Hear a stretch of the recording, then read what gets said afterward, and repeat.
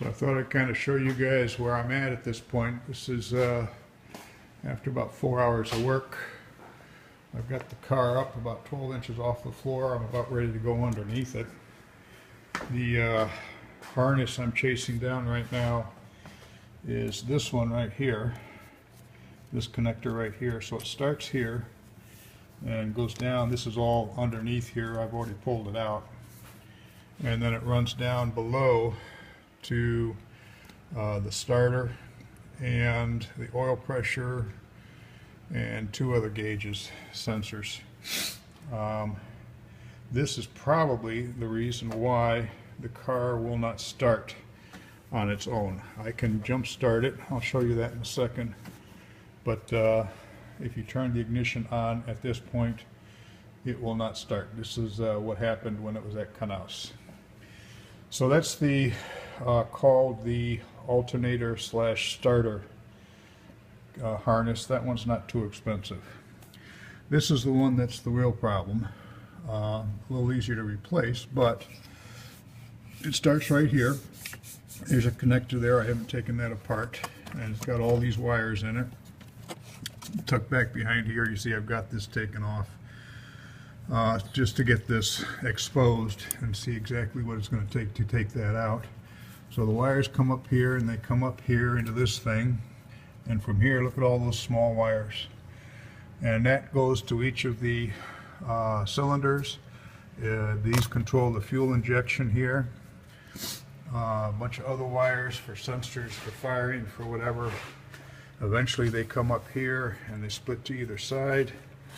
I'm not sure exactly what sensors these are, but they're 1-2 connections on either side here.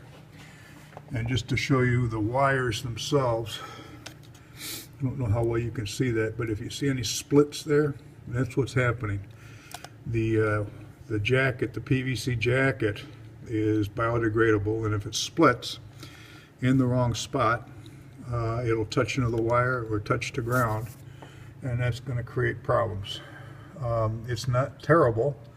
I've seen some on the internet that are just totally gone, melted away and whatever. But this is probably just the start of the problem. Again, I'm chasing these down in the engine compartment because these are where you get the most heat, temperature buildup, and so you get the drying and whatever. So that's what I'm going to do, is replace those. Even with everything discombobulated and taken apart and whatever as it is, I'll tell you what I have to do to start the car. Turn the key on. Not sure what that noise is. They're all your gauges, so everything's on as it should be. So come over here and put this jumper on this right here. So this is where I'm drawing my power. And take the other end of the wire, come over to that, oops, that just popped off.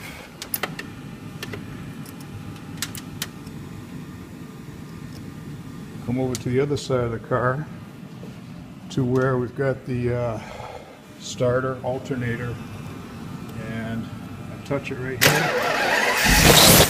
Thing fires right up.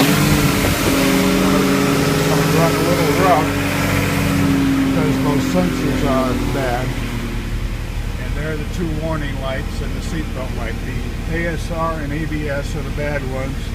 SRS is just because they don't have the seatbelt fastened. Anyway, so it's running fast and all that because all the sensors are disconnected, but it does still run. Starts right up, and I think as soon as I get everything back together, it will certainly run. Don't know if it'll start, don't know if the ASR and SRS lights will go out, but we'll see. I'm going to chase down these two wiring harnesses, replace them since I'm almost there anyway, and we'll take it from there and see what happens.